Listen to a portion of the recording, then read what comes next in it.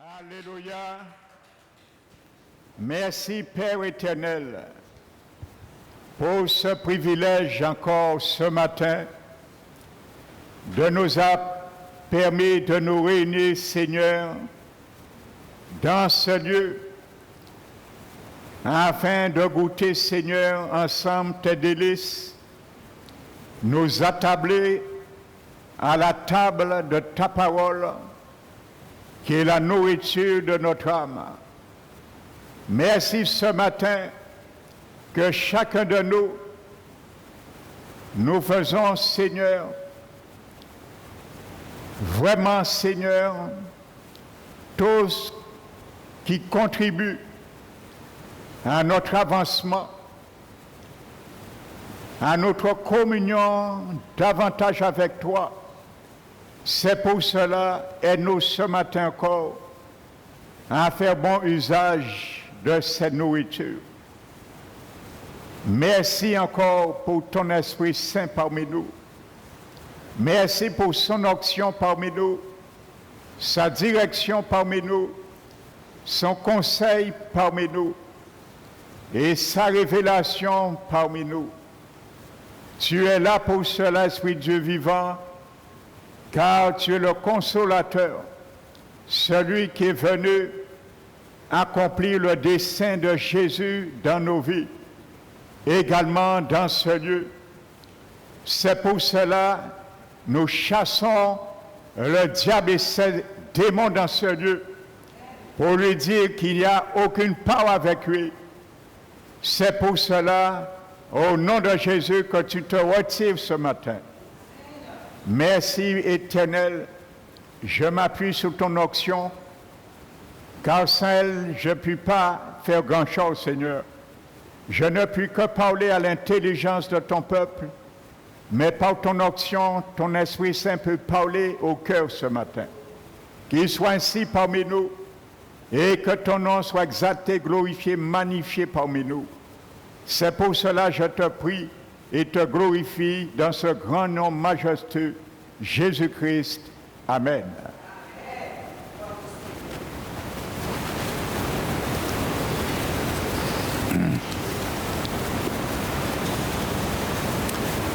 Je te bénis ce matin, mon frère, ma soeur, dans le nom du Seigneur. Amen. Donc, soyez les bienvenus parmi nous. Amen.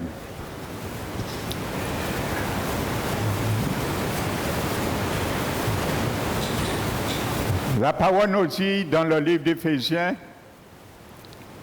le chapitre 3, Paul dit aux Éphésiens de ne pas perdre courage. Amen. Ni d'être attristé par les souffrances qu'ils subissent, mais ce n'est que pour leur bien, pour leur gloire. Amen.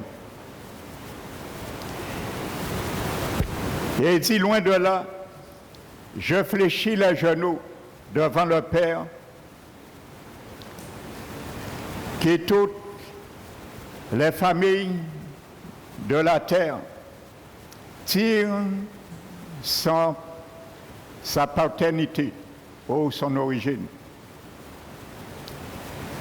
afin qu'il vous donne, selon la richesse de sa gloire,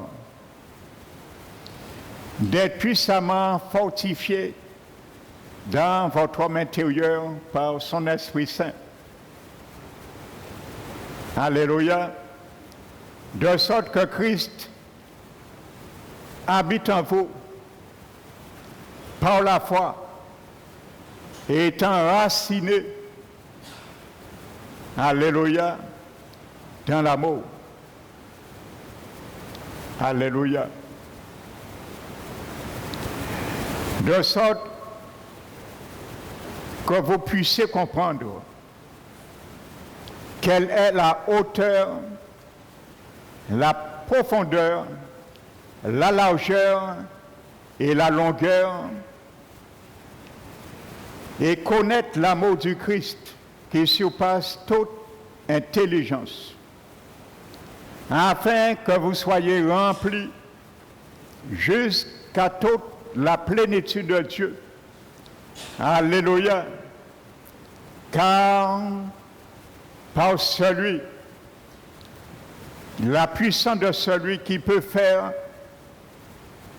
infiniment au-delà de ce que nous pensons, demandons. Alléluia. À Dieu soit la gloire dans l'Église, parole qui restaure. À Dieu soit la gloire en Jésus-Christ. Alléluia. Vous savez, le mot dans ce verset, dans ce texte, qui est traduit par le verbe comprendre, c'est le mot grec katalambano. Amen. Et ce mot veut dire saisir quelque chose comme pour en faire son propre bien. Qu'est-ce que je dois saisir pour en faire mon propre bien? Ton propre bien, mon frère, qu'est-ce que tu dois saisir? La hauteur, la profondeur, la largeur et la longueur du Christ. Alléluia. Car nous sommes en Christ. C'est un terrain, un pays qui est vaste, qui est riche et qui est très élevé en montagne. Alléluia. Donc c'est ça que nous devons saisir, toutes ces bénédictions pour en faire nos propres biens. Alléluia. Ça veut dire également prendre possession dans le sens de saisir et l'emporter. Amen. Donc le titre de ce message, toujours dans cette continuité, sera « Enracine-toi en Jésus-Christ ». Amen. Parce qu'il est dit, afin que vous soyez enracinés et fondés dans l'amour. Enracinés. Donc pour être enraciné, il y a du travail, des entretiens à faire. Nous ne devons pas être passifs, mais actifs. Alléluia. Qu'il soit ainsi pour toi et moi ce matin. Alléluia. Là, nous allons entrer vraiment dans ce contexte que j'ai énuméré déjà. Je vous invite à prendre avec moi le livre de Deutéronome, le chapitre 8.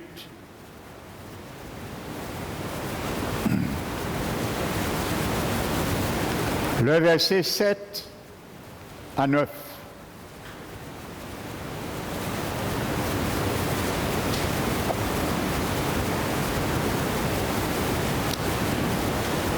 Aujourd'hui, cette parole est pour toi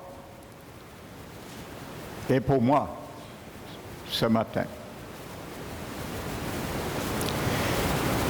Car l'Éternel, ton Dieu, va te faire entrer dans un bon pays, pays de cours d'eau, de sources et de lacs, qui jaillissent dans les vallées et dans les montagnes, pays de froment, d'orge, de vignes, de figuiers et de grenadiers, pays d'oliviers et de miel. Et nous allons entrer dans toutes ces richesses, ces fruits, ces arbres. Amen. Car chacun représente une vertu du Seigneur Jésus. Donc je vais l'exploiter avec toi, car nous devons les cultiver. N'oublions pas, notre pays, c'est Jésus. Alléluia. Donc ce pays est dans mon esprit, ton esprit. Et toutes ces merveilles, je dois les cultiver pour que mon âme puisse en jouir. Mais non seulement mon âme, mais aussi ceux et celles qui en veulent et qui en ont besoin. Alléluia.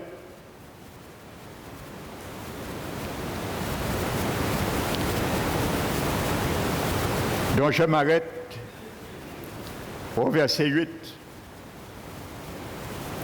Amen.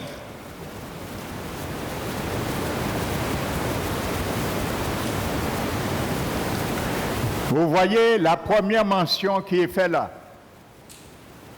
avant même les fruits, c'est l'eau. Amen. Donc mon frère, ma soeur, le salut, mon salut, ton salut, commence par de l'eau. Alléluia. Amen.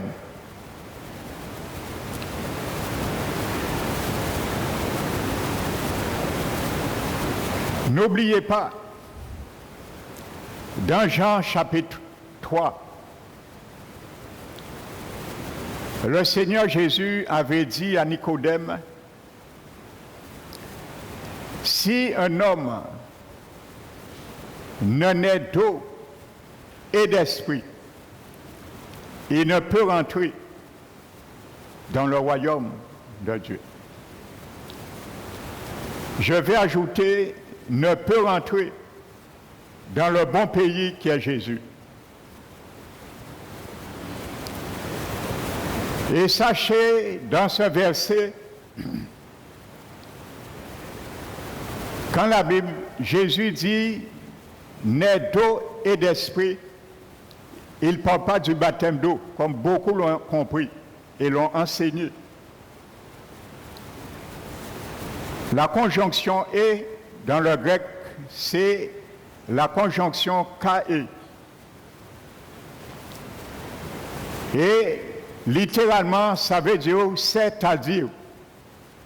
Et unit l'Esprit Saint et l'eau dans un seul. Ce qu'on peut appeler un pléonasme, si on veut dire. Et en anglais, on appelle ça un endiesis. Amen. Pardonne-moi, ma soeur Claudia, si j'ai écorché ta langue. Amen. Donc, ça veut dire, je te l'explique. Ça veut dire que les eaux que Jésus parle, ce sont les œuvres du Saint-Esprit. Donc Jésus dit, paraphrase en quelque sorte, des choses qu'il va détailler plus loin et faire comprendre plus loin. Mais il dit, si quelqu'un n'est d'eau et d'esprit, il voulait dire implicitement, on ne peut pas recevoir le Saint-Esprit directement sans passer au préalable par ses œuvres, qui est l'eau. Ça veut dire sa parole, la prédication, les œuvres et l'action que fait l'Esprit Saint en nous, pour nous. Alléluia. Donc c'est ça que ça veut dire, eau et esprit. Donc c'est le même, comment dirais-je, c'est la même réaction, c'est un seul. Amen. Donc, l'Esprit Saint, mais l'eau, ce sont ses œuvres. Amen. Donc, voyez, le salut commence par eau. Jésus emploie la première chose, l'eau. La première mention qui est faite dans Deutéronome 8, c'est l'eau. Amen. Alléluia. Parce que nous savons très bien que le baptême d'eau ne sauve pas et ne confère pas le Saint-Esprit. Donc, ce n'est pas de ça que Jésus parlait. Alléluia. Donc Jésus bien expliqué la conjonction « et » en grec « ka » et ce que ça veut dire. Il unit l'Esprit Saint et les eaux en même temps. Amen. Dans Jean 4, en parlant à la femme samaritaine, Jésus parle avec cette femme, dialogue avec cette femme et lui dit, elle venait chercher de l'eau au puits de Jacob. Et Jésus dit à cette femme, si quelqu'un boit dans cette eau, elle aura encore soif. Alléluia. Mais si quelqu'un boit dans l'eau que je lui propose, n'aura jamais soif. Amen. Donc, Jésus ne dit pas l'eau que je lui donne, mais que je lui donnerai. Amen. Alléluia. Et il dit, cette eau que je lui donnerai deviendra en elle une source qui jaillira jusqu'à la vie éternelle. Vous voyez, nous retrouvons les mêmes occurrences que Deutéronome 8. Alléluia. Pays de cours d'eau, de lacs, et de sources de lacs et de cours d'eau, qui jaillira, qui jaillit à travers les montagnes et les vallées. Alléluia. Et Jean chapitre 7, la Bible dit qu'à un moment donné, le dernier jour de la fête, vous savez de quelle fête qu'il s'agit? Les Juifs avaient 7 fêtes. Et il y avait la dernière fête qu'on appelait la fête des tabernacles, qui durait 7 jours, selon le calendrier sacré de Dieu. Et ça, j'ai observé cette fête pendant 18 ans. Alors, j'étais dans une église qu'on observait ces fêtes. Alléluia. Ma sœur Josette rit parce qu'elle a observé aussi ces fêtes. Alléluia. Et le 8e jour de cette fête, on appelait cette fête, selon le calendrier de Dieu, le dernier jour de la fête, le grand jour. Et c'est ce jour-là que Jésus se tient debout. Amen. Bon, je vous le dis pour que vous le sachiez, parce qu'il est marqué le dernier jour de la fête. Donc il faut que tu saches de quelle fête et quel dernier jour. Donc c'est ça. C'était le dernier jour, le 8e jour. Le souverain sacrificateur se tenait debout et il y avait tout un rite qui se faisait. Donc je vais passer sur cela.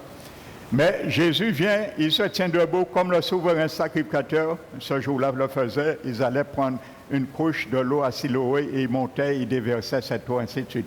Il y avait une image prophétique du Christ. Mais il s'écrit, si quelqu'un a soif, qu'il vienne à moi et qu'il boive. Alléluia. Et la Bible dit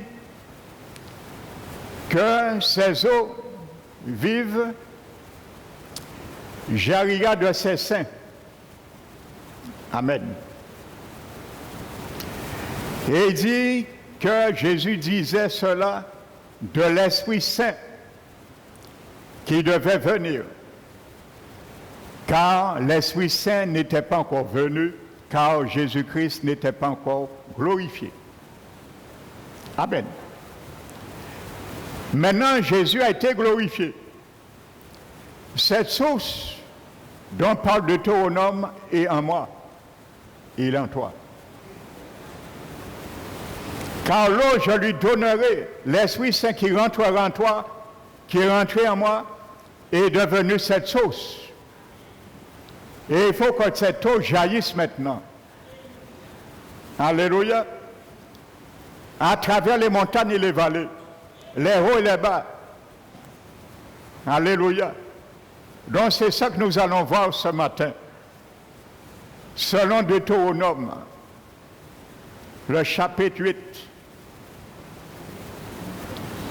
Donc ce sont les œuvres du Saint-Esprit conjointement avec nous-mêmes. Nous allons travailler à faire ces eaux, faire le travail qui doit être fait. Alléluia. Donc Jésus l'a dit, mais c'est l'Esprit Saint, il a dit qu'il enverra pour faire couler cette eau. L'écoulement des eaux qui est en moi, qui est en toi, vient du Saint-Esprit.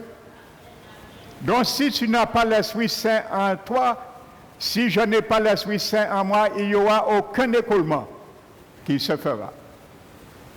Jésus l'a bien dit. Cette eau jaillira de son sein. Et le mot grec qui traduit là pour le mot saint veut dire à l'intérieur, dans l'esprit, le cœur de l'homme. Alléluia. Donc nous avons vu ces aspects du bon pays. C'est un bon pays parce que du fait, ses dimensions sont grandes et son élévation. Comme Éphésiens 3 l'a dit. Alléluia. Donc nous devons saisir toutes ces choses comme pour faire notre propre bien. Alléluia. Donc j'ai une source en moi. J'ai une source en toi. Si ma vie tarit, c'est qu'il y a un problème. Si ta vie tarit, spirituellement je parle, il y a un problème. Ça veut dire qu'est-ce que tu fais avec la source qui est en toi. Parce qu'une source est faite pour être puisée, pour s'en servir, bénéficier les bienfaits. Alléluia. Il y a beaucoup d'enfants Seigneur, ils ignorent le potentiel qui est en eux. Et parfois même ceux qu'ils ont déjà en eux, ils vont le chercher ailleurs ou qu'ils ne vont pas le trouver. Alléluia. Tout ce que je veux, tout ce que je cherche, tout ce que tu veux, tout ce que tu cherches est en toi. Il y a ceux pour vivre, pour être à l'aise, il y a des chrétiens, ils font de l'économie dans la prière. Ils font de l'économie dans la lecture de la parole, l'étude de la parole. Ils font de l'économie dans la communion avec leur Dieu, mais dès qu'ils entendent un prophète, ils sont les premiers à courir à les voir. Pourquoi? Parce que c'est facile, la voie de la facilité, on va leur donner une parole pour leur vie. Mais sache, le plus grand prophète qui existe est en toi.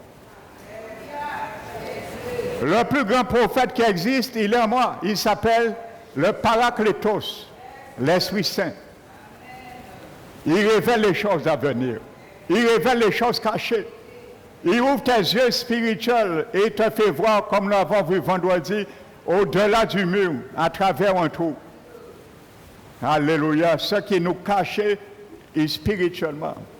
Donc le plus grand prophète est en toi. Il s'appelle le Saint-Esprit de Dieu. Alléluia. Interroge-le. Va dans cette source. C'est la source qui est en toi. Par lui, il te révélera les choses. Alléluia. Il va activer l'écoulement en nous.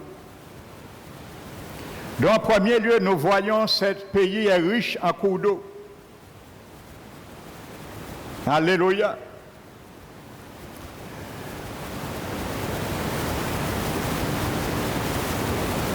Le livre de Deutéronome nous annonce que ce pays est bon par l'eau qu'on y trouve en abondance. Donc, remarquons les différents termes. Un pays de cours d'eau, de sources et de nappes souterraines ou de lacs. Nous allons voir, pour comprendre un peu plus ça, je viens vous donner les 3 versets, les 3 textes de Jean, chapitre 3, chapitre 4 et chapitre 7, que nous venons de le voir, frères et sœurs. Pour bien comprendre au départ, il s'agit du Saint-Esprit en nous, qui va nous aider à travailler dans ce bon pays, Jésus, et à faire couler cette eau en nous. Nous allons voir la différence qui existe entre une source et une nappe souterraine. Vous savez, la traduction dans ce verset de Darby utilise les termes de source et d'eau profonde. Amen. Source et d'eau profonde. Donc ça veut dire que je suis un puits. Tu es un puits, en quelque sorte. Amen. Et qu'est-ce qui alimente un puits? C'est une source. Amen.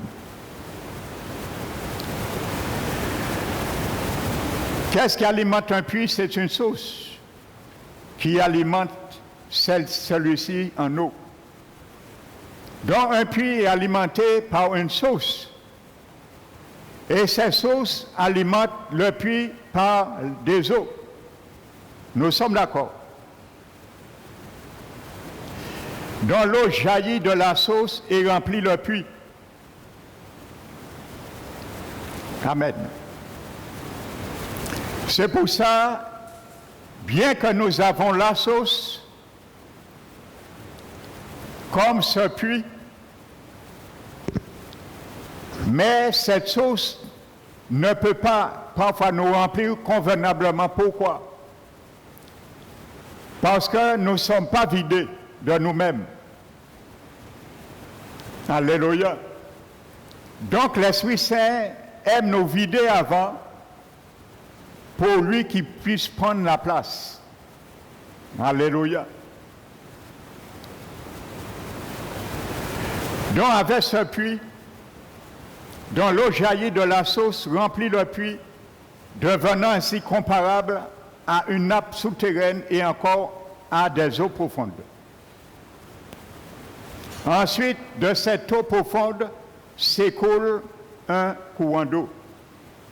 Donc avec ce puits, nous trouvons donc la source puis l'eau profonde qui est la nappe et enfin le cours d'eau.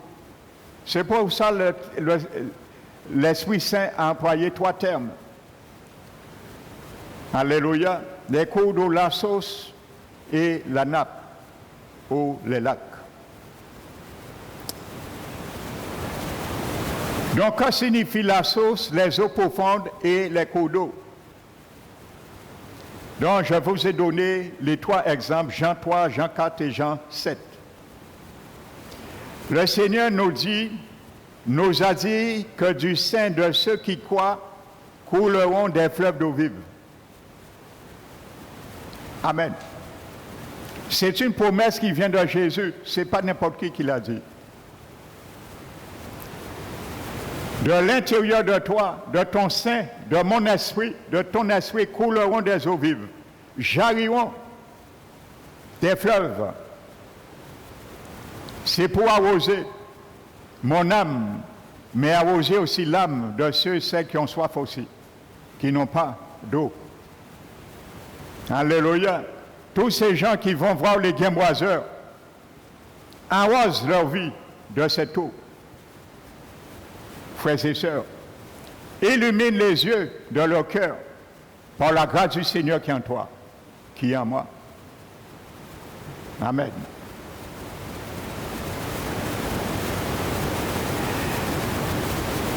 Donc, ça veut dire, c'est l'approvisionnement de la vie de Christ comme l'eau vive qui est en nous. Amen.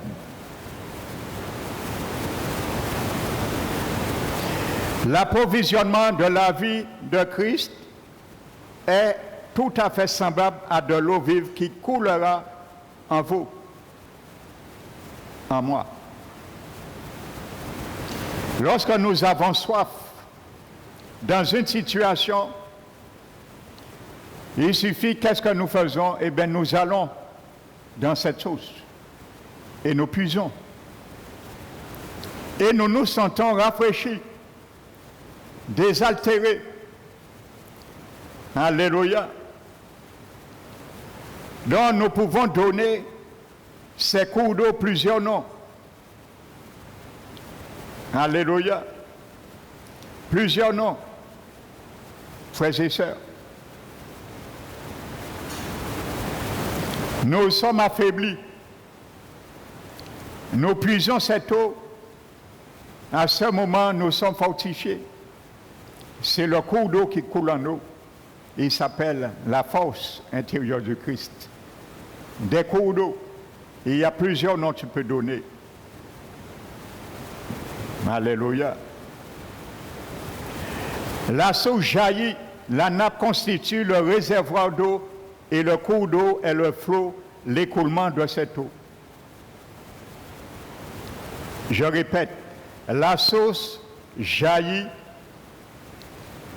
donc la nappe constitue le réservoir d'eau et le cours d'eau est le flot. J'ai un réservoir et le cours d'eau c'est le flot dont jaillit dans ce réservoir, comme un puits. Donc nous possédons nous une source, un réservoir et un écoulement. Mon frère, ma soeur. Donc ne ferme pas le robinet. Alléluia. Je peux être chez moi approvisionné en eau, comme tous les bâtiments, les appartements. Mais si je ferme mon robinet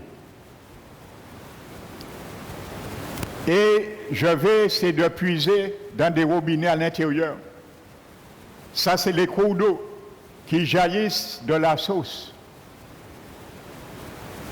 de ces eaux profondes dont parle Deutéronome 8. Je vais dire, il n'y a pas d'eau dans la maison. Pourtant, en amont de la vanne que j'ai fermée est remplie d'eau. Mais il n'y a pas d'écoulement.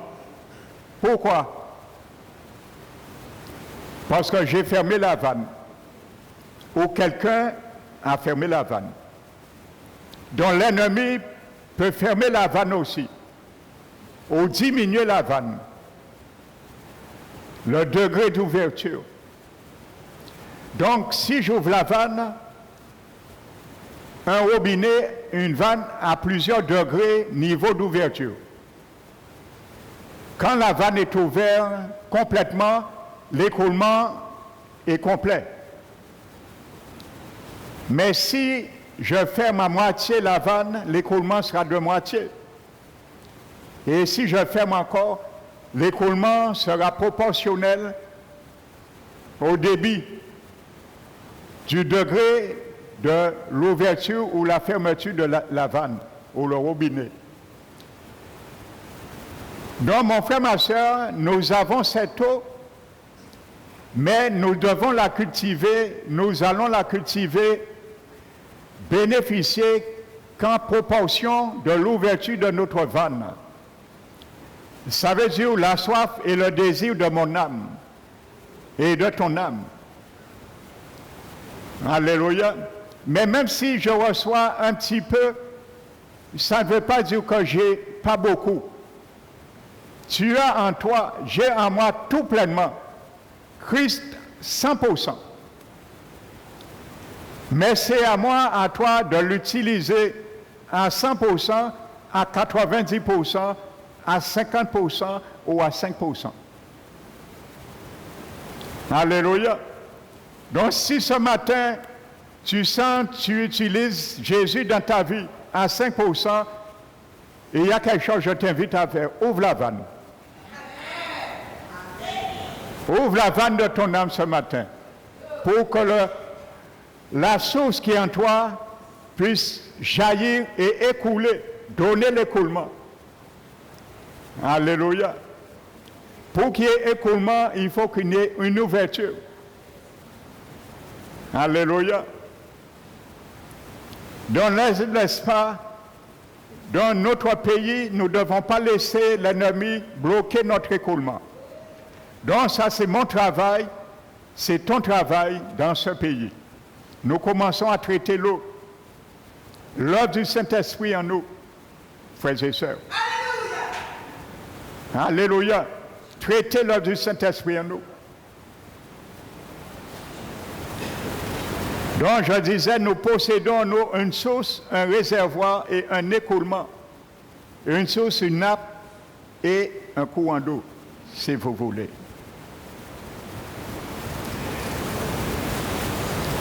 Alléluia. C'est pour ça, quand tu as soif d'une situation, tu cherches une solution. Tu vis, je vis une situation. Cherchons à être arrosés par cette eau. L'Esprit Saint nous fera ressentir un rafraîchissement intérieur. Et nous allons dire, Seigneur, merci, tu es en train de m'arroser. Frères et sœurs. Vous savez, quand Paul dit, à un moment donné, n'éteignez pas l'Esprit Saint en vous. N'éteignez pas le Saint-Esprit. Ce mot grec est traduit par éteindre. C'est un mot qu'on faisait usage lorsqu'il y avait un feu et on voulait éteindre définitivement le feu. Donc c'était l'action d'arroser par un jet d'eau pour refroidir ce feu pour qu'il s'éteigne progressivement. Alléluia. Donc, le Seigneur dit de ne pas éteindre le Saint-Esprit, le feu du Saint-Esprit qui est en nous, par la tiédeur, et ainsi de suite.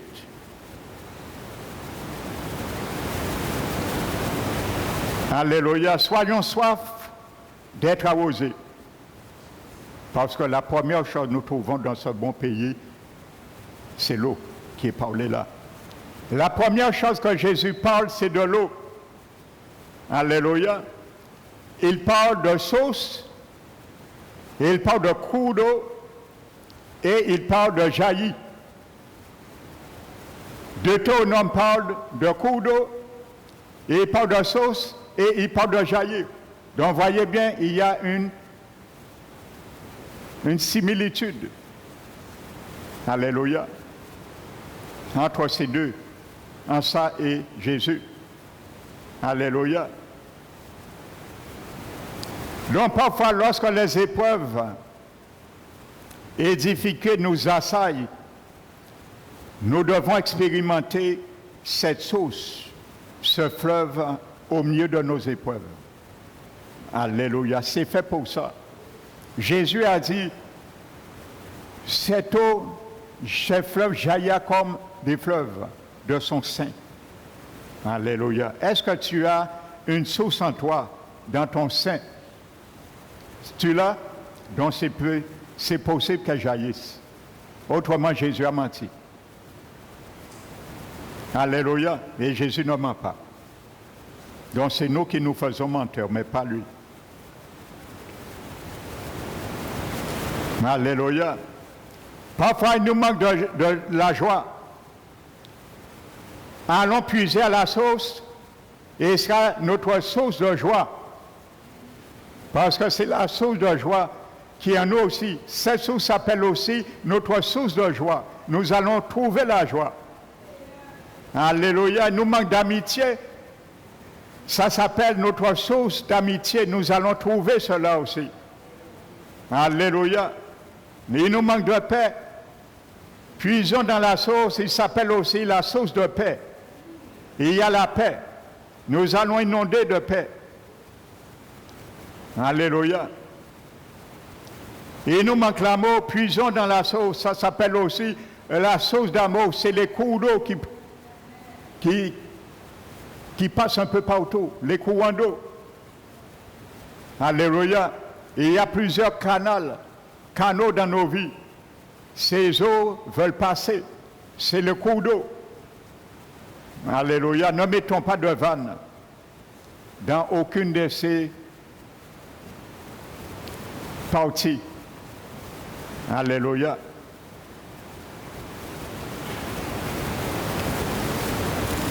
Amen. Donc, je disais, les vallées, ce sont des expériences de la croix. Et l'Esprit Saint, qui est cette eau, cet écoulement pour nous, va nous amener parfois à subir des tests pour nous conduire à la croix. Alléluia, parce que les montagnes, comment dirais-je, les vallées représentent la croix. Là, nous aurons besoin d'aller parfois.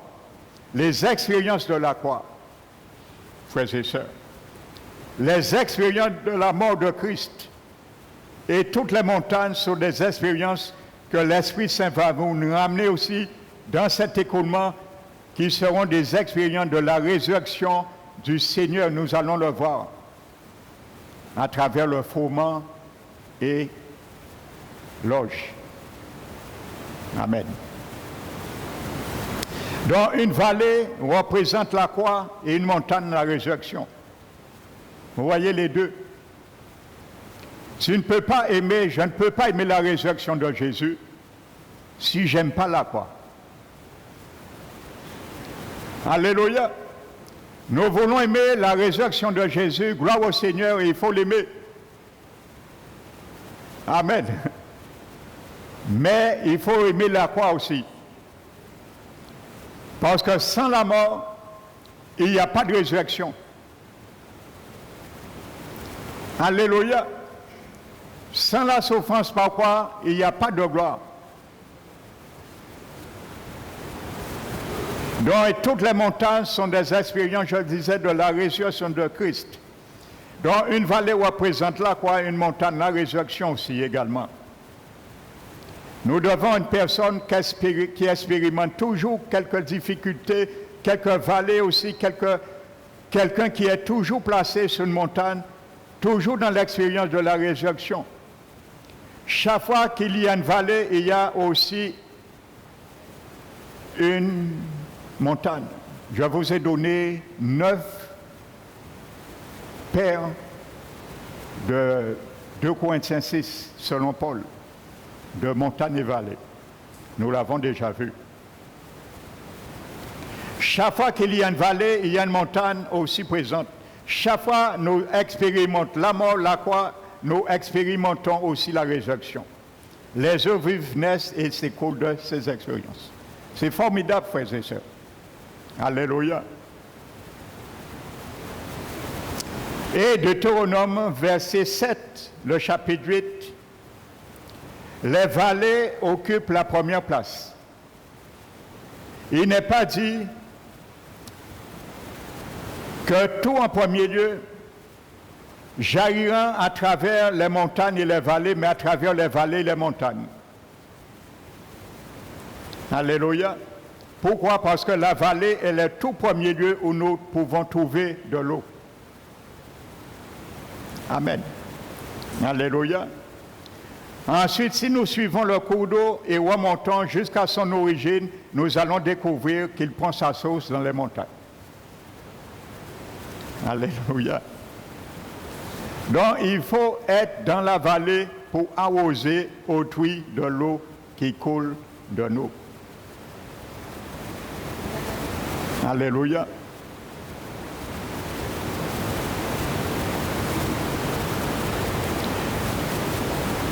Si nous savons expérimenter Christ dans les moments de difficulté, d'épreuve, l'eau coulera de nos frères et sœurs. Alléluia. Cette eau coulera de nous dans les moments difficiles également.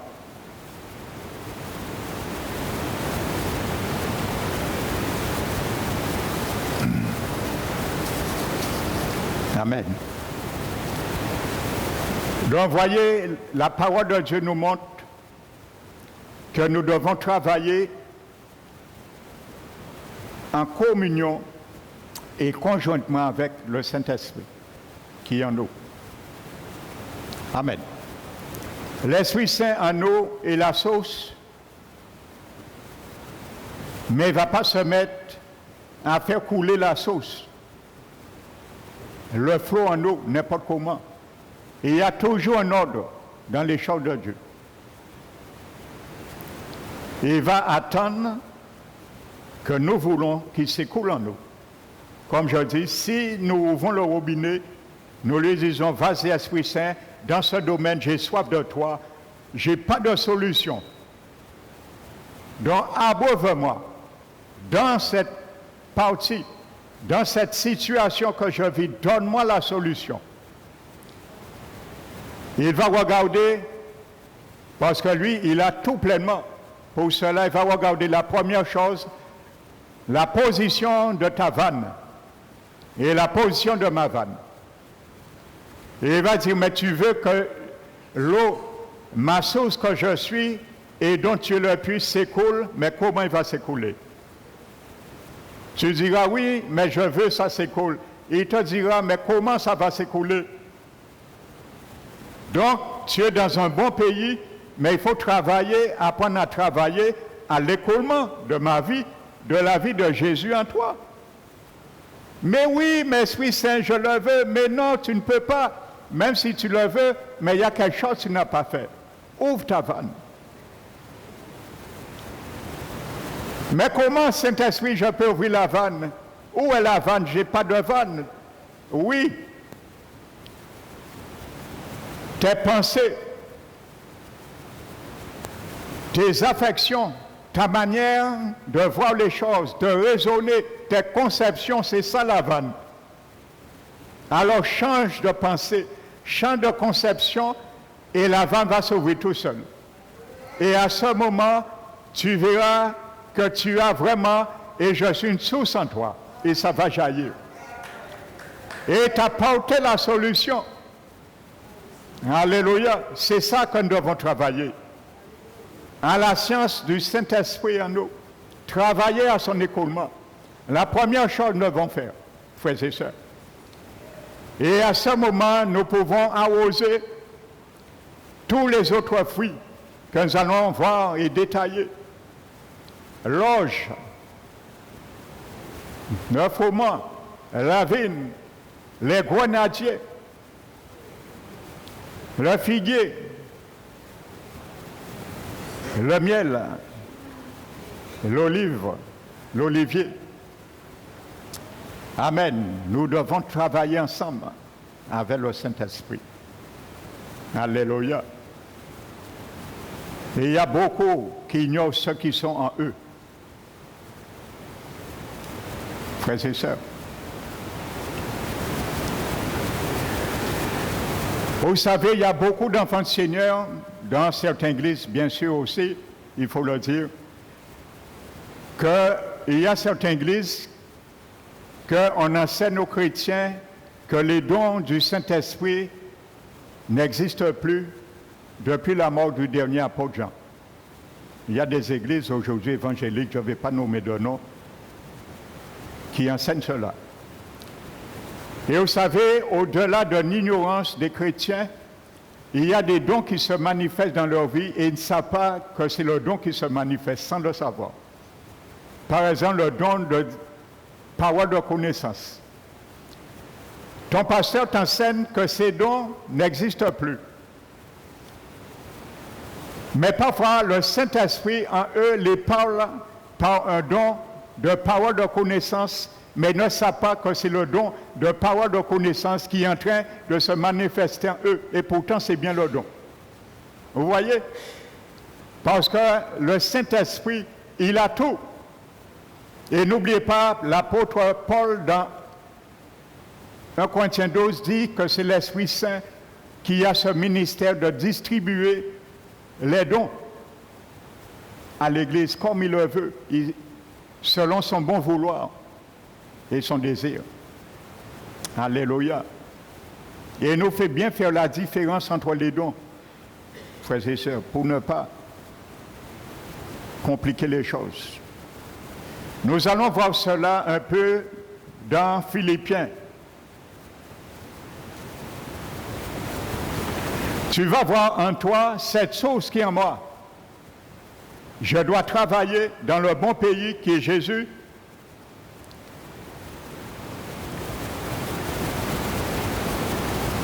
Est une, en quelque sorte,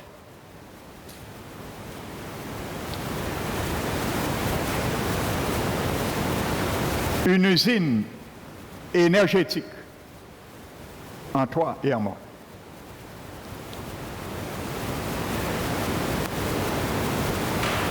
Dans 1 Thessaloniciens 2,13, la Bible dit que Paul félicitait ces chrétiens de cette église. Il a dit, lorsqu'il était venu, ils ont reçu la parole de Paul, non convenant d'un homme, mais ce qu'elle est manifestement de Dieu. Et Paul dit, c'est elle qui agit en vous, qui croyez. Amen. Qui agit en vous, la parole de Dieu qui agit en vous, qui croyez. Donc même si tu as la source en toi, il y a certaines choses que tu ne crois pas. À ce moment, il y aura des vannes sur certains courants, sur certaines branches qui sont branchées dans cette source. Amen. Qui croyez? Agit en vous, qui croyez? Si tu veux la source jaillir en toi, mon frère, ma soeur, si je veux la source jaillir en moi, il faut que je croie en ça qu'elle veut m'apporter. Si je doute, la vanne se fermera. Alléluia. Si je doute une guérison sur ma vie, la vanne se fermera. Et pourtant, j'ai la guérison en moi, dans cette source d'eau. Mais ce n'est pas parce que j'ai la guérison en moi, parce que Jésus est la guérison divine. Il est en moi. Que si je ferme la vanne, la guérison germera, non. Il faut ouvrir la vanne. Alléluia. Soit pour m'apporter une guérison ou un miracle. Alléluia. Guérison et miracle, c'est deux choses différentes. Amen. Tout miracle, c'est une guérison, mais toute guérison n'est pas un miracle. Il faut bien comprendre, c'est bien spécifié dans 1 Corinthiens 12. Paul dit, le don, il y a des dons de guérison et il y a des dons de miracle. Et je vais t'expliquer ça dans un verset, on retrouve ces deux dons, cumulés. Vous vous rappelez, il y a un moment, 10 Hébreux sont venus voir Jésus pour les purifier. Et il a dit, rends-nous peu, si tu le peux, si tu le veux. Jésus dit, il n'y a pas rien, dis-moi ça encore. Si on voulait, on toujours voulait guérir. Amen. Amen. Donc j'ajoutais. Et Jésus les a tous guéris. Les 10, ils ont été tous guéris. Amen. Qu'est-ce que ça veut dire? Le virus de la lèpre a été détruit et s'est arrêté là. Ça veut dire qu'ils ont été purifiés. Donc guéris de ça. Ça, c'est une guérison. Ils ont été tous guéris. Ça veut dire que la lèpre ne pourra plus exercer encore sa destruction sur leur vie. Donc ils ont été guéris. Donc c'est une guérison. Donc ça, c'est le don de guérison. Mais il y a un seul qui a reçu un miracle. Amen. Alléluia. C'est celui qui est retourné vers Jésus et le remercier. Lui, il a reçu un miracle, en plus de la guérison. Quel miracle? La Bible dit, le Seigneur le rendit entier. Ça veut dire la guérison arrête. Le fléau, il te guérit. Amen.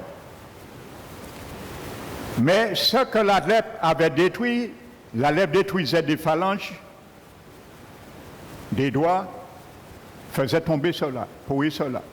Donc celui qui est venu vers Jésus, il a été miraculeusement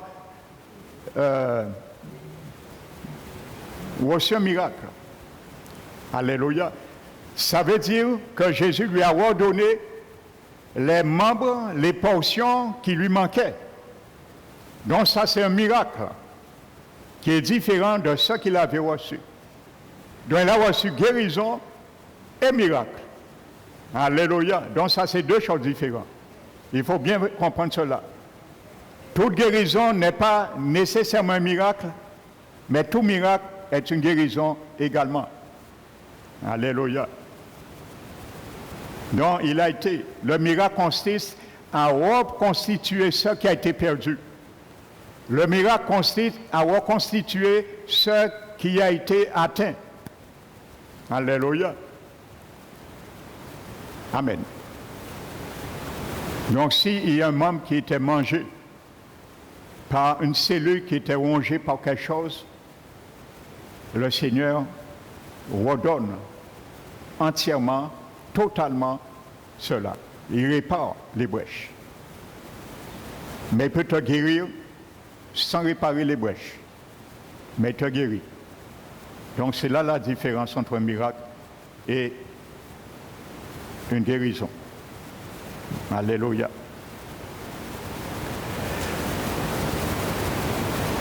Donc le mot qui est traduit là dans 1 Thessaloniciens 2,13, pour agir, c'est le mot grec énergéo. Amen. Donc ça veut dire énergie, en quelque sorte. Je viendrai tout à l'heure dessus. Prenons Philippiens 2, versets 12-13, pour rester dans le contexte du Saint-Esprit qui opère en nous et avec nous et par nous.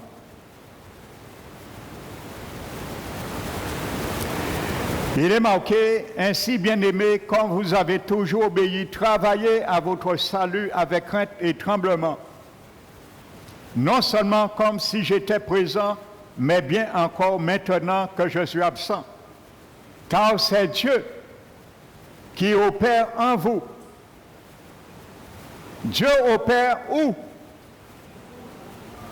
En vous. Pourquoi? Parce que tu as une source en toi. Dieu a mis une source en toi pour cela.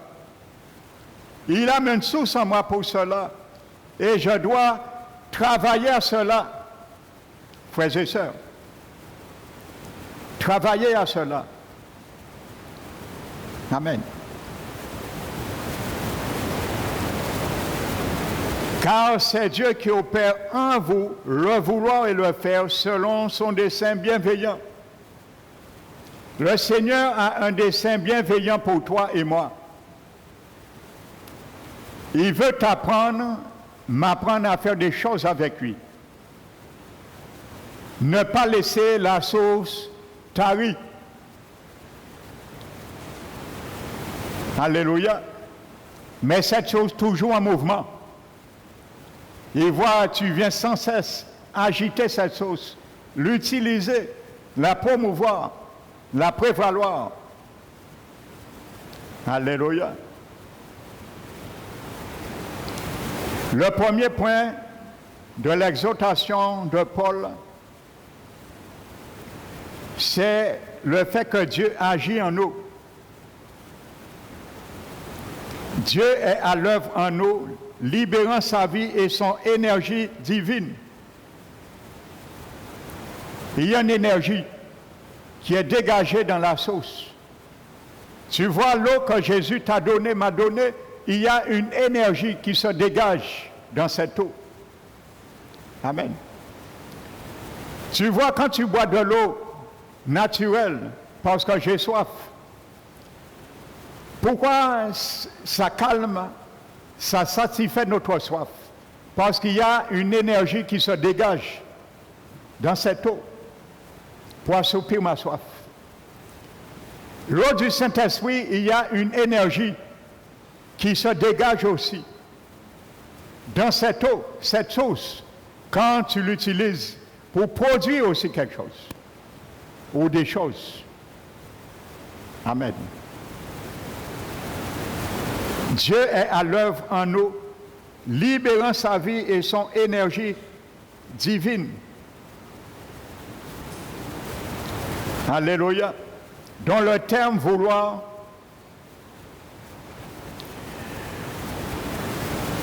en grec, il y a deux mots différents pour ce mot vouloir. Alléluia. Il s'agit premièrement d'un mot grec qui est boulomé. Ça signifie prendre une décision, mais sans traduire la décision en acte. Je prends une décision. Je peux avoir une bonne intention, sans hypocrisie, hein, mais je n'arrive pas à traduire cette bonne résolution en acte. Je n'arrive pas à le faire. Mais j'ai pris la décision d'entreprendre quelque chose, mais je n'arrive pas. Ou le jour ou le moment venu, je n'arrive pas. Donc, c'est le mot grec, boulomé. Amen. Donc, il signifie prendre une décision sans la traduire en acte. Amen. Donc, je promets quelqu'un, je te donne rendez-vous, je viendrai vers toi ce jour-là, mardi, telle heure, sans faute. Tu prends une bonne décision, tu es vrai avec toi-même et avec la personne. Mais lorsque mardi arrive, l'heure arrive, tu n'arrives pas, tu dis, bon, je suis un peu fatigué, je vais reporter. Donc, tu prends une décision, mais tu n'arrives pas à la traduire en acte. Donc, c'est ce mot. Donc, ce n'est pas ce mot grec qui est traduit là, dans Philippiens 2. Parce que quand Dieu veut pour nous prendre une décision, il veut que nous la traduisions en acte. Donc, le Saint-Esprit n'a pas employé ce mot boulomé dans Philippiens 2, frères et sœurs, et verset 13. Alléluia. Donc, il va employer un autre mot. C'est le mot télo qui veut dire vouloir, un deuxième mot grec. Mais ce mot télo qui veut dire vouloir signifie qui ne se contente pas de vouloir mais qui agit.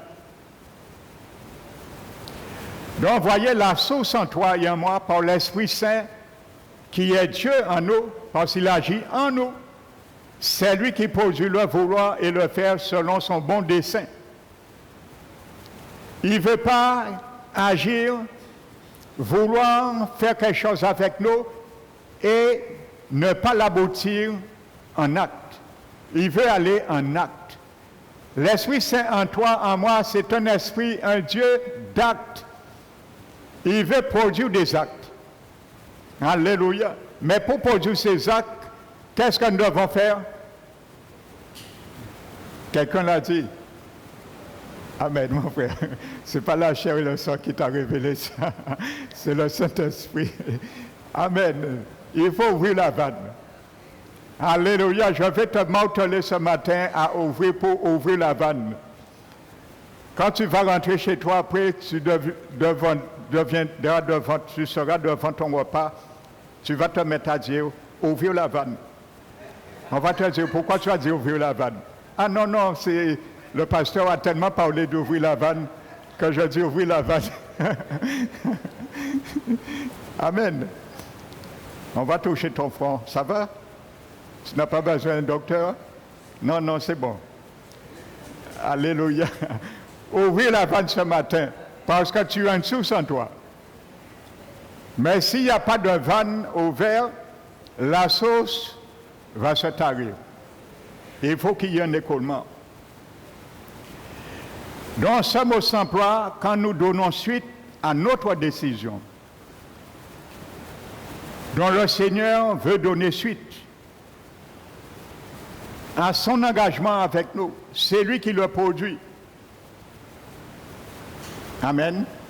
Au lieu d'exprimer simplement notre intention de changer une situation, nous allons de l'avant et agissons effectivement. Nous confirme nos paroles. Alléluia. Amen. C'est ce vouloir que Dieu opère en nous. Le vouloir que Dieu opère en nous, mais avec nous. C'est ce vouloir. Le Seigneur ne veut pas te motiver, il ne veut pas me motiver à faire des choses pour lui. Et lorsqu'il te montre, tu t'assoupis, je m'assoupis, je m'affaiblis et je ne vais pas jusqu'au bout à l'acte. Il est là pour nous fortifier et nous ramener jusqu'à l'acte et jusqu'au bout. Alléluia. Donc nous devons travailler à cela, dans ce bon pays, dont le Seigneur agit en nous. Et le mot agit, c'est le même mot grec qui est traduit pour 1 Thessaloniciens 2, 13. C'est le mot énergéo. Ça veut dire en libérant sa puissance et sa vie, non seulement en nous, mais aussi dans notre âme, dans notre esprit, mais aussi dans notre âme. Alléluia. Donc, énergéo veut dire une puissance, une énergie qui est déclenchée en nous. C'est ça que ça veut dire le mot agir. Il y a un mouvement, une énergie, une puissance qui est actionnée. Donc nous l'avons en nous, mais il faut l'actionner. Il faut l'actionner. Tu as l'électricité chez toi, mais il faut l'actionner. Ce n'est pas parce que tu as l'électricité chez toi, tu ne seras pas dans les ténèbres, dans les noirceurs. Il faut l'actionner. Parce que si le soir arrive, tu n'allumes aucun de tes interrupteurs, tu seras dans le noir. Et tu as l'électricité, il faut l'actionner. Alléluia. Quand nous sommes dans le noir, notre âme parfois est dans les ténèbres. Actionnons l'énergie, la source, l'énergie qui est en nous. Actionnons l'interrupteur et nous allons voir mieux. Et spirituellement, frères et sœurs. Il ne produit pas simplement de bonnes intentions boulomées, mais il transforme littéralement notre volonté pour la rendre capable à la fois de vouloir et de faire. Télo. Voyez bien, ce mot télo, il y a le vouloir et le faire. Pour l'homme à le vouloir seulement, et non le faire. Mais le mot grec théo a le vouloir et le faire. C'est pour ça qu'il est bien marqué, le vouloir et le faire, c'est le mot grec thélo. L'énergie de Dieu est active, mon frère, ma soeur, et non passive. Il faut l'activer. Alléluia. C'est pour ça, dans les derniers temps, il y a très peu de choses dans les églises qu'on voit aujourd'hui, parce que beaucoup de chrétiens se sont endormis, comme les vierges sages et folles. Ils se sont assoupis. Et ils ignorent le potentiel qui est en eux. Le potentiel qui est en nous, frères et sœurs. Vous savez, je crois qu'il y a beaucoup de satanistes. Si un jour, vous parlez et il y a un sataniste qui est à côté de vous, vous ne le savez pas, parce qu'on ne peut pas le reconnaître au premier abord. Et vous entendez dire, je ne comprends pas, mais quand je prie, je ne sens pas, ainsi de suite. Et vous entendez parler, vous savez, le sataniste va rire en lui et il va dire, si cette personne savait ce qui est en elle, il n'aurait pas parlé comme ça. Si cette personne savait ce qui est en elle, il n'aurait pas parlé comme ça. Frères et sœurs, c'est une réalité. Et sachez qu'ils reconnaissent qui est qui. Qui est qui? Amen. J'étais rentré, je vous avais dit un jour dans un commerce, j'ai failli rire. Et il y avait, je ne sais pas, un homme là, je ne connais pas. Et quand je suis rentré au comptoir, il y avait du monde, bien sûr, c'est un lieu, un magasin. Et quand je suis rentré, je suis venu, il y avait quelqu'un, la personne m'a regardé. Et la personne m'a fait « Vous !» Vous! Et il y avait des gens là, ils ont ri. Je me suis entendu parce que je ne m'attendais pas, je voulais rire aussi.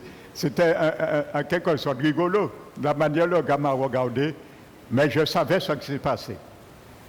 Je me suis gardé de ne pas rire, mais je savais dans le monde spirituel ce qui s'est passé. Je ne sais pas qui était cet homme, si c'est quelqu'un qui touchait la sorcellerie, mais il a senti une puissance qui émanait de ma personne, qui l'a dérangé. C'est tout ce que j'ai compris. Amen. Alléluia. Amen. Je vous avais donné un témoignage un jour, ça me vient là. J'avais 7 mois de conversion. 7 mois. Je ne connaissais pas encore la Bible. Je commençais à lire, je venais de me convertir en 79 et j'avais pris une résolution de lire toute la Bible. J'ai commencé par le premier chapitre de Genèse, verset 1, et chaque jour je lisais 1 page, 2 pages, je méditais, et ainsi de suite, jusqu'à arriver à l'Apocalypse. C'est comme ça que j'ai commencé ma vie avec le Seigneur, quand je me suis converti. Mais j'avais 7 mois, et après, après mon baptême, je suis parti en Martinique en formation à l'AFPA pendant 12 mois. Et nous étions à 4 Guadeloupéens dans la chambre. Je leur parlais de l'Évangile. Je leur prêchais l'Évangile. Ils priaient même avec moi tous les soirs. Avant de dormir dans la chambre, on dormait à 4. Ils priaient avec moi. Ils allaient à l'église avec moi également, au culte. Et un jour, on nous avait donné une semaine de vacances. C'était pendant la période de Noël, je crois. Une semaine ou 2. Et on était venu en Guadeloupe. Et on s'était convenu qu'on ira, ça s'est fait un dimanche, visiter chaque famille. Et le premier endroit qu'on est allé, c'était au Lamentin. C'était chez la grand-mère d'un des collègues, je ne vais pas nommer de nom. Et lorsqu'on est arrivé, je suis venu pour dire bonjour à cette dame et j'ai donné la main à cette femme. Vous savez, quand j'ai touché la main de la femme, frères et sœurs, j'ai senti l'expérience que Jésus a expérimentée quand cette femme de perte de sang de 12 ans l'a touchée. Il a senti une force quitter son corps. J'ai senti exactement la même chose. Et je ne savais rien, je n'avais pas encore vu ça. J'ai senti une force quitter mon corps et pénétrer le corps de cette femme. Vous savez, quand cette force a quitté mon corps, a touché et rentré dans le corps de la dame, mes yeux étaient ouverts, je n'ai pas rêvé. Le Seigneur m'a permis de voir cette femme transfigurée. Et j'ai vu le visage de cette femme, et il y a quelque chose qui s'est passé, dit d'eux, et ensuite, le visage de cette femme est revenu, frères et sœurs, rajeuni de plusieurs années. Ça, c'est un prodige. Rajeuni plusieurs années. Ce n'est pas un moment, une vision que j'ai eue, et ensuite son visage est repris. Son visage a rajeuni pendant quelques années. Donc, je ne sais pas qu'est-ce que sa femme touchait, je ne sais pas. Mais je sais une chose, après j'ai appris, j'ai compris cela, qu'il y a une délivrance que le Seigneur opère par elle à travers moi. C'est ça, l'écoulement doit jaillir en toi, mais aussi vers les autres. Alléluia. Cette eau qui en nous doit jaillir aussi. Alléluia. Amen. Et nous sommes restés finalement, il n'y a pas de hasard vers le Saint-Esprit, hein. Nous sommes restés toute la journée dans cette maison, nous n'avions pas pu aller visiter les autres. Nous sommes sortis, il était à peu près 16 heures, Et en partant, je suis venu pour redonner la main à cette femme, en partant, dit au revoir madame. Ça a été, il n'y a rien qui s'est manifesté. Mais la seule chose, depuis en arrivant, j'ai touché la main de cette femme et elle a su, et c'est avec quelque chose qui est passé en elle, parce qu'elle n'a jamais cessé de retirer les regards sur moi. Chaque fois au loin, je regardais, je vois cette femme, son regard était sur moi, chaque fois. Il était qu'à dire, qui m'a initié là, ça même? Qui m'a initié là? Ça, beaucoup de manières, je ne sais pas comment il passe encore, mais alléluia. Peut-être aussi, je ne sais pas. Je n'ai pas cherché à savoir. La seule chose, j'ai senti cette force et après, quand je suis tombé sur Jésus lui-même, cette expérience, c'est là que j'ai compris. Moi, je ne connaissais rien ni sur les dons, sur les miracles, quoi que ce soit. J'étais jeune converti, j'avais 7 mois de conversion.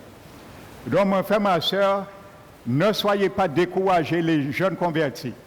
Le Seigneur peut t'utiliser d'une manière puissamment à la mesure de la soif de ton cœur et de ton âme. Alléluia. Donc, il opère en nous le vouloir et le faire. Donc, c'est pour cela, une fois nous avons compris cela, dans Philippiens 2, Paul nous encourage à travailler à notre salut avec crainte et tremblement. Amen. Je termine par cela ce matin. Le verbe travailler, là également, c'est le verbe katergazomé. Amen. Il est composé du préfixe kat, qui vient d'un mot grec kata, et ça signifie distribuer. Amen. Distribuer. Donc, pour te montrer, tu as une source en toi et tu dois distribuer l'énergie qui est dans ces sources. Donc, ce mot kat préfixe veut dire distribuer. Et le mot ergazomé est une autre forme du mot traduit par énergie. Et cela signifie œuvrer ou travailler. Donc, étymologiquement, le mot katergazomé veut dire distribuer l'œuvre. Alléluia. La Bible dit que je dois travailler, tu dois travailler à distribuer l'œuvre de Jésus qui est en toi vers les autres. Produire ce qui est en toi et le distribuer. Distribuer l'œuvre. Alléluia.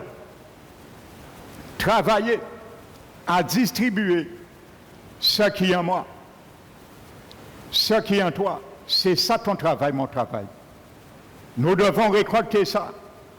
Travailler cela, enraciner pour que nous puissions l'œuvrer et le distribuer. Christ en moi. Christ en toi.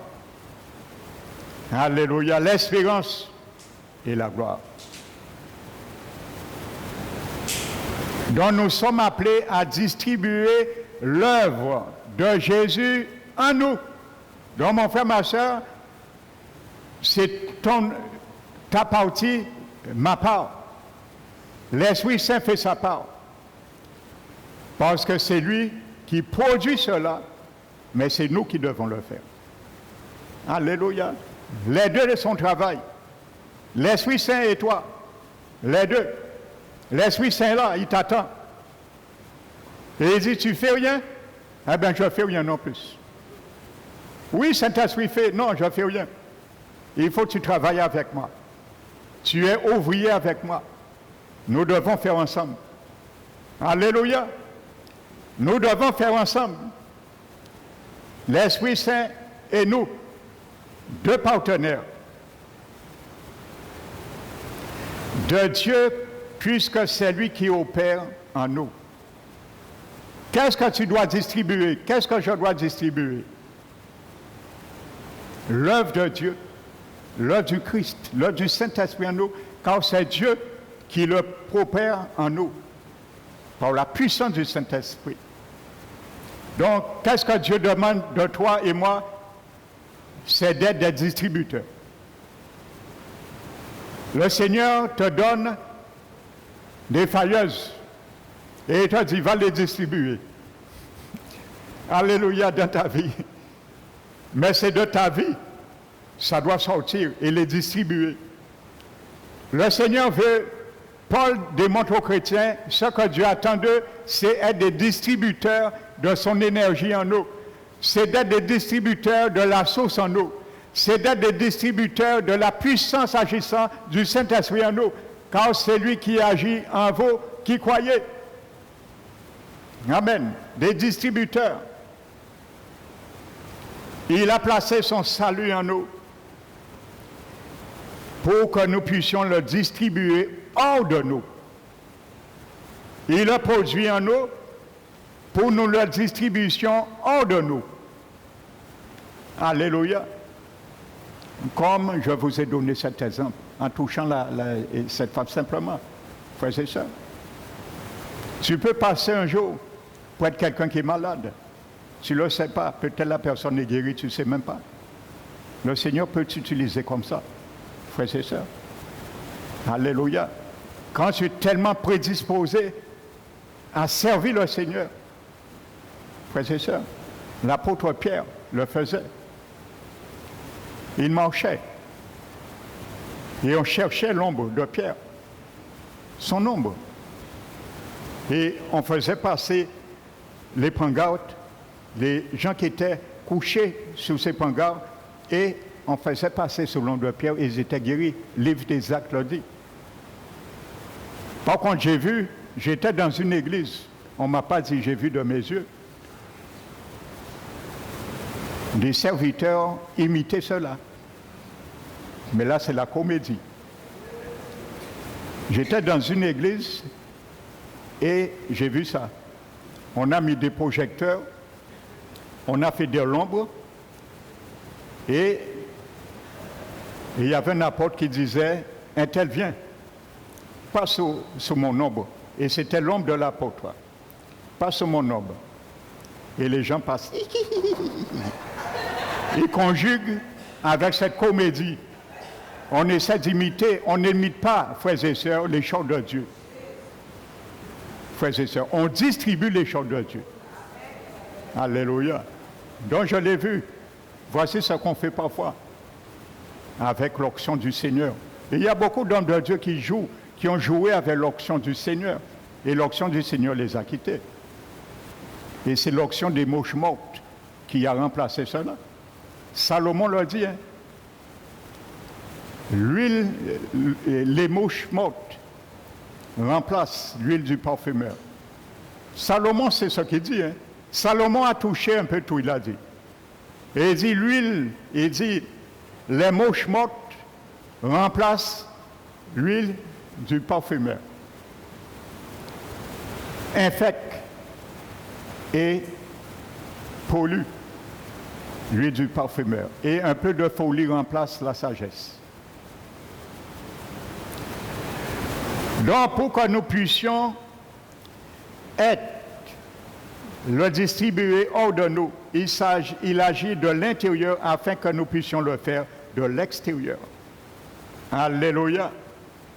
Et il le fait comment? Par la puissance de sa parole. Amen. Donc, que le nom du Seigneur, ce matin, mon frère, soit béni. Le Seigneur veut faire de toi des distributeurs d'énergie, des distributeurs de l'œuvre du Seigneur en toi. Ce que le Seigneur fait en toi, ce que tu cultives, produis-le et manifeste-le. Propage-le, partage-le. Alléluia. Que son nom soit béni, glorifié. Au nom de Jésus. Amen. Nous allons bénir notre Seigneur.